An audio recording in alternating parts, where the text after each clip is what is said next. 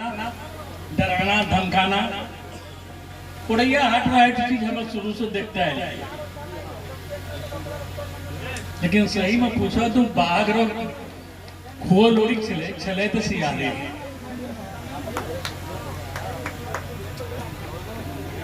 लंबा लंबा भाषण देने वाला काम है, लेकिन विकास रो मामला में हम देखे छी, आज भी देखे छी कि गोड्डा जिला में सबसे कम विकास होलो छे तो पुड़ैया हाट में होलो छे और सुंदर पहाड़ी। टेंडर करा के मैंने तो एक चिंता रही है, राजनीतिक क्षेत्र में काम करे वाला सब जाने छे कि यहाँ तो टेंडर मैनेज करना है, उसी को देना है। आम जनता कोई लड़का यदि टेंडर डालना चाहता है, बेरोजगार लड़का, तो उसको ये अधिकार पुड़ैया हाट में नहीं है कि वो टेंडर डाले। देखता हूं मैं भारतीय जनता पार्टी के कार्यकर्ताओं को जितना क्रश करना था कर ली,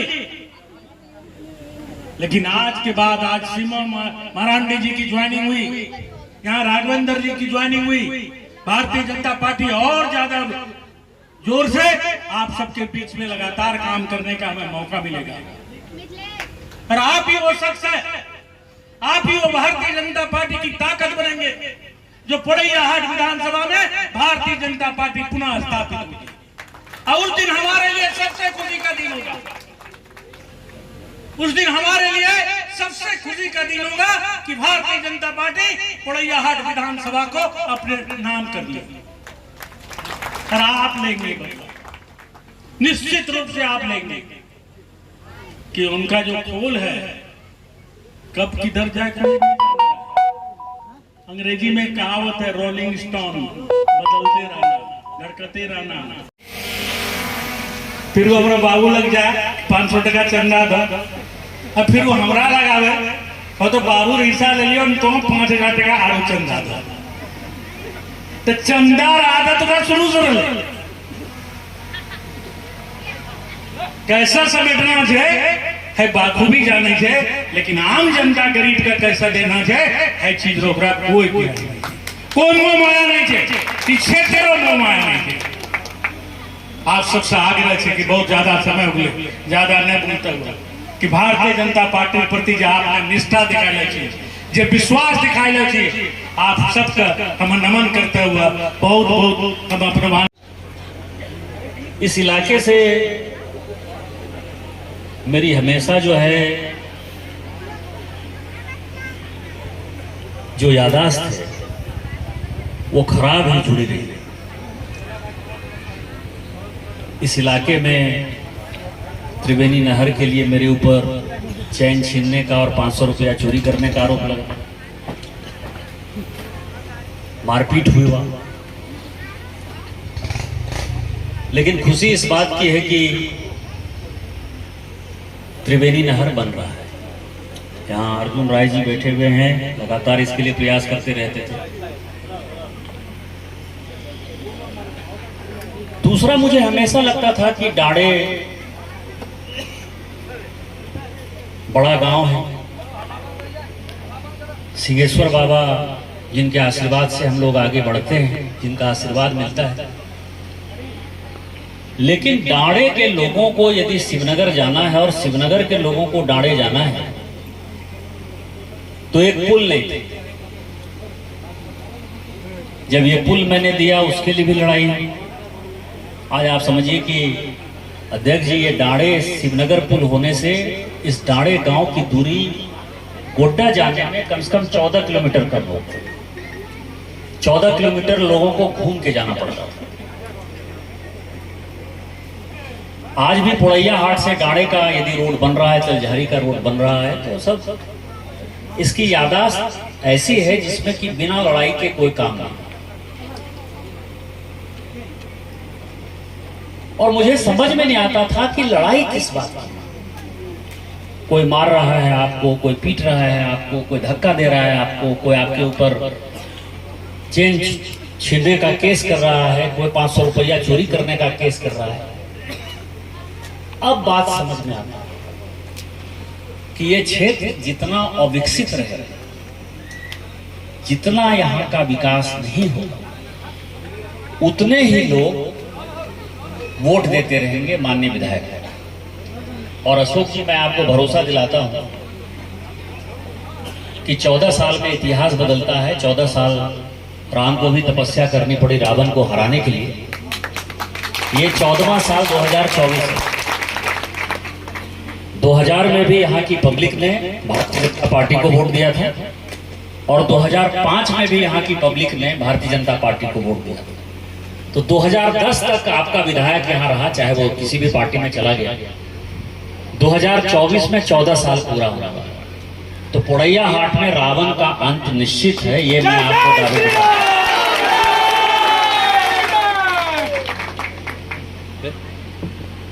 राघवेंद्र जी को बधाई, राघवेंद्र जी के नेतृत्व में जितने लोग आए हैं उनको भी बधाई।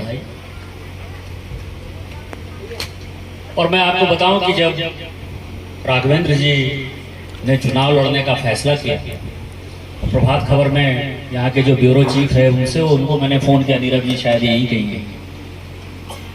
हमने कहा कि आपको लगता है कि राघवेंद्र जी चुनाव लड़ पाएंगे, सीरियस आपको नजर आता है? तो उन्होंने कहा कि हमको ये तो नहीं पता कि सीरियस नहीं है, लेकिन चूंकि अखबार का न्यूज है तो हमने दिया। संतोष जी से बात हुई तो संतोष जी भी उस वक्त उतने कॉन्फिडेंट नहीं थे कि राघवेंद्र चुनाव लड़ेगा। फिर राघवेंद्र जी ने नॉमिनेशन किया और हमने माननीय प्रदेश अध्यक्ष जी, यहाँ के जिला अध्यक्ष राजीव मेहता जी, दोनों से बात। और राजीव मेहता जी को मैंने कहा कि जाने अनजाने यदि राघवेंद्र सचमुच चुनाव लड़ रहा है तो अपने को मदद करना चाहिए। फिर राघवेंद्र जी से मुलाकात हुई। ये अमित बार बार जो है फोन करता था, देवेंद्र जी, और हमने राघवेंद्र को जो बात कही, यही बात मैं आप लोगों के सामने बताना चाहता हूं कि बड़ा सीधा सीधा मैं बोलता हूं। मैंने कहा कि भारतीय जनता पार्टी, राघवेंद्र जी आपको मदद करेगी और उसमें बहुत फायदा है, क्योंकि भारतीय जनता पार्टी साफ सुथरी पार्टी है, सीधी पार्टी है। हमारे प्रदेश अध्यक्ष जी से हमारी बात हुई है, जिला अध्यक्ष से बात हुई है, इसीलिए कोई समस्या नहीं है। यहाँ के कार्यकर्ता को भी कोई समस्या नहीं है, क्योंकि वो जितेंद्र यादव को चुनाव लड़ा रहे हैं। अभी तक राघवेंद्र जी आपकी स्थिति ये थी कि लोगों को ये लगता था कि आप विधायक जी के काफी करीब हैं। अब जाति के नाम पर वो जितेंद्र यादव को साथ दे रहे हैं, पीछे से वो घनश्याम यादव को साथ दे रहे हैं। और मान लीजिए कि आपको यदि वो पीछे से साथ दे रहे हैं तो यादव को ये लगना चाहिए कि वो यादव का नहीं। यदि आप चले जाइएगा तो मुझे कोई समस्या नहीं है, मेरे दोनों हाथ में लड़। ये होगा कि यादव को हराने के लिए उसने राघवेंद्र को खड़ा किया। और यदि आप रह जाइएगा भारतीय जनता पार्टी में, यदि शामिल हो जाइएगा, हमको फायदा ये होगा कि हमको एक मजबूत कार्यकर्ता मिल जाए। तो भारतीय जनता पार्टी को आपको सपोर्ट करने में कोई भी नुकसान नहीं। और यही बात मैंने राजीव मेहता जी को कही, यही बात जो लोग कार्यकर्ता गए थे सबके सामने मैंने राघवेंद्र जी को कहा। लेकिन बाबा सिंहेश्वर की कृपा है, बाबा बैद्यनाथ की कृपा है कि राघवेंद्र जी ने दूसरा रास्ता चुना। इन्होंने अपने जाति धर्म का पालन किया कि रघुकुल रीति सदा चली आई, प्राण जाई पर वचन न जाई। इन्होंने वचन दिया था कि हम जीतेंगे तो हम भारतीय जनता पार्टी में शामिल होंगे, उसको बढ़ाने के लिए दिन रात एक काम करेंगे। और इस इलाके में राघवेंद्र जी के तौर पर भारतीय जनता पार्टी को एक बड़ा अच्छा कार्यकर्ता मिल गया, मजबूत कार्यकर्ता मिल गया। मुझे उनको ढेर सारी शुभकामनाएं, उनके सारे कार्यकर्ताओं को शुभकामनाएं। हम लोग कंधे से कंधे मिलाकर इस रावण राज्य को समाप्त करेंगे। इन्हीं शब्दों के साथ जय हिंद। से हमारे लिए सरकार भी बड़ा डिफरेंस है, वर्कर भी डिफरेंस है। और जब वर्कर भी डिफरेंस हम कहते हैं तो हमारे कार्यकर्ता दूसरे पार्टी से अलग है। उनके सोच, उनकी वैचारिक, उनके कार्य पद्धति अलग अलग। हम जब कहते हैं कि MLA with difference, MP with difference, जब कहते हैं तो हम वो दिखता नहीं है। MP with difference. Jharkhand Mukti Morcha के सांसद इसी प्रदेश में और भारतीय जनता पार्टी के सांसद निशिकांत जी यहाँ, दोनों में तुलना कर लीजिए। इसीलिए हम कहते हैं सांसद विथ डिफरेंस, और जब कहते हैं एमएलए विथ डिफरेंस तो यहाँ के विधायक के बारे में और भारतीय जनता पार्टी के विधायक के बारे में विचार।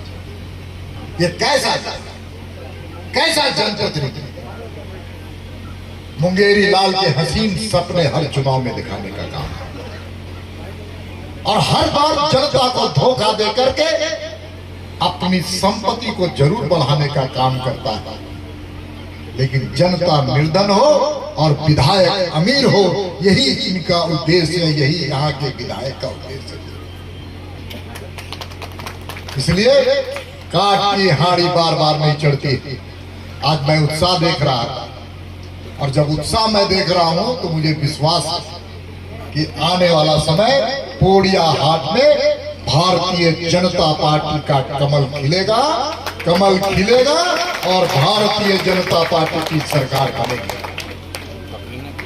मैं यहाँ के विधायक को पुराने दिनों से जानता हूँ, शायद अशोक भगत जी से भी पहले,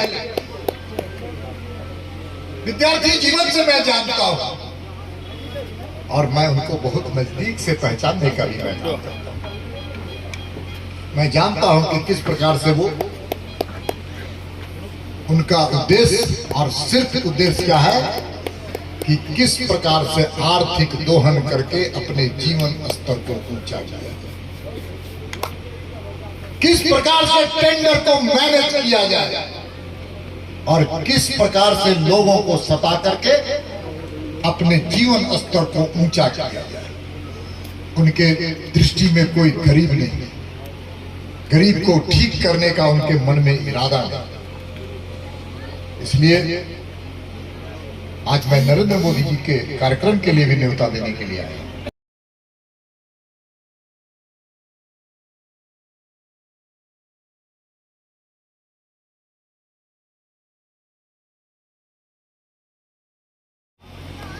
बारह तारीख को कौन आ रहे हैं देवघर में? कौन आ रहे हैं? कौन आ रहे हैं? एक बार नरेंद्र मोदी जिंदाबाद। तो नरेंद्र मोदी के कार्यक्रम में एक बार हाथ उठा करके बोले कौन कौन जाएगा? अपने परिवार को भी ले जाना है, कुटुंब को भी ले जाना है, अगल बगल मोहल्ले टोले सभी को लेकर के जाना है। समय क्या है? समय के बजे? समय 1 बजे। कोई छूटे नहीं, कोई समय के बाद पहुंचे नहीं, और ऐसे महापुरुष का अभिनंदन करने के लिए जा रहे हैं। ऐसे महापुरुष का हम अभिनंदन करने के लिए जा रहे हैं जिसको दुनिया आज तरसती है कि किस प्रकार से फ्रांस के लोग, जापान के लोग, इंग्लैंड के लोग, अमेरिका के लोग, नरेंद्र मोदी जब वहां जाते हैं तो वहां के लोग भी पूरी तरह से जोश के साथ उनका अभिनंदन करते हैं कि नहीं करते? दुनिया के सभी देशों में उनका अभिनंदन होता है, और अभिनंदन इसलिए होता है कि उन्होंने काम किया है, चाहे गांव के लिए, गरीब के लिए, किसान के लिए, मजदूर के लिए, नौजवानों के लिए। और जहां तक संथाल परगना की बात है, संथाल परगना में तो उनकी विशेष कृपा दृष्टि है। गोड्डा में कभी कोई सोचा था कि ट्रेन आएगा? कोई सोचा था? इसका श्रेय किसको है? नरेंद्र मोदी जी को है कि नहीं है? और दूसरा किसका श्रेय है? पहला श्रेय किसका? दूसरा श्रेय? अब देवघर में एम्स आया तो पहला श्रेय किसका? फिर से जोर से बोलिए। नरेंद्र मोदी जी का। दूसरा श्रेय? और ये कौन हाईवे बन रहा है, 4 लेन, ये कौन बनवा रहा है? नरेंद्र मोदी। और दूसरा निशिकांत। कोई कल्पना नहीं किया था कि एयरपोर्ट भी आएगा, कोई कल्पना नहीं किया था। और एयरपोर्ट आने से क्या होगा? एयरपोर्ट आने से यहाँ पर रोजगार बढ़ेगा, रोजगार बढ़ेगा। पूरे बंगाल से, बिहार से, झारखंड के कई हिस्से से लोग यात्री आएंगे जाएंगे, उद्योगपति आएगा, छोटा छोटा उद्योग लगाएगा, छोटा छोटा मंदिर में पूजा करने के लिए लोग सारे भारतवर्ष से आएंगे, तो पर्यटन बढ़ेगा। बढ़ेगा कि नहीं बढ़ेगा? एम्स में भी बड़े बड़े डॉक्टर आएंगे, तो आप बताइए लाभ हुआ कि नहीं हुआ? थोड़ा जोर से बोलिए। तो उसका श्रेय किसको है? और दूसरा श्रेय गंगा पुल किसने बनवाया? गंगा पुल जो यहाँ पर हम संताल परगना का बात कर रहे हैं, गंगा में पुल नरेंद्र मोदी जी बनवा रहे हैं, बंदरगाह नरेंद्र मोदी जी बनवा रहे हैं, और इसका श्रेय भी यहाँ के सांसद को मैं देना चाहता हूँ। अब एक बात मैं कहना चाहता हूँ, ये कमल फूल वाली पार्टी है, ये दूसरे के लिए काम करने वाली पार्टी है, ये पंजा छाप नहीं है, ये शोषण करने वाला हाथ नहीं है। हमारे प्रधानमंत्री जी ने यार ये काम क्या किया? राष्ट्रपति में किसको उम्मीदवार बनाया? किसको? हमको नहीं सुनाई पड़ रहा। वो कौन है? आदिवासी महिला और संथाली है। क्या है? संथाली। और 4 तारीख को मुझे मिलने का अवसर मिला, और दिन भर मिलने का अवसर मिला। निशिकांत जी को भी जाना था, निशिकांत जी आके कार्यक्रम के चलते नहीं जा पाए। और उस राष्ट्रपति पद की जो भोली भाली सरल मृदुभाषी अच्छी प्रशासक आदिवासी महिला ने कहा कि मुझे फक्र है कि मैं संथाल से, मेरे पूर्वज संथाली, मुझे फक्र है कि मैं झारखंड से मेरा नाता है, मेरा फक्र है कि मैं मेरे पूर्वज संथाल परगना के रहने वाले थे, मुझे फक्र है कि मेरी दादी चक्रधरपुर झारखंड की रहने वाली। ये काम कौन कर सकता था? कौन कर सकता था? नरेंद्र मोदी ही कर सकता। आदिवासियों का कल्याण, ये राज्य को बनाने वाला बीजेपी, संथाली भाषा को 8वीं अनुसूची में रखने वाला, उसको प्रावधान करने वाला भारत में अटल जी की सरकार, अलग मंत्रालय आदिवासियों के लिए बनाने वाला भारतीय जनता पार्टी की मोदी जी की सरकार। आज भी 8 मंत्री केंद्रीय मंत्रिमंडल में आदिवासी, तो आदिवासियों की हित की चिंता करने वाला मोदी। अब मोदी जी ने एक आदिवासी संथाली महिला को राष्ट्रपति पद का मिला। अब थोड़ा आप अपने विधायक से पूछिएगा, जरूर पूछिएगा, मेरा आग्रह और निवेदन है यहाँ के विधायक से, पंजा छाप के विधायक से, कि राष्ट्रपति के चुनाव में आप यशवंत सिन्हा को वोट दोगे या आदिवासी महिला को वोट दोगे जो संथाल से, जिसका पूर्वज का संबंध है। पूछेंगे कि नहीं पूछेंगे आप लोग? थोड़ा पत्रकार बंधुओं से मेरा निवेदन है, वो भी थोड़ा संवाद करेंगे, क्योंकि मैं जानता हूं कि वो वोट नहीं देंगे। वो आदिवासियों का केवल वोट लेना चाहते हैं। आपके विधायक केवल आदिवासी समाज का वोट लेना चाहता है। जब आदिवासी समाज के हित के लिए वोट देने का अवसर आएगा तो वो आदिवासी समाज को वोट नहीं देगा। आपने हजारों आदिवासियों का वोट लिया, प्रदीप भैया, प्रदीप बाबू, प्रदीप जी, लेकिन जब आपको अवसर मिला है तो आप एक वोट भी आदिवासी समाज को नहीं देने वाले हैं। मैं ये विश्वास के साथ कह सकता हूं। इसलिए ऐसे विधायक, ऐसे कांग्रेस के पार्टी से हम सब लोगों को होशियार होगा। पूरे भारतवर्ष में कांग्रेस का सफाया हो गया है।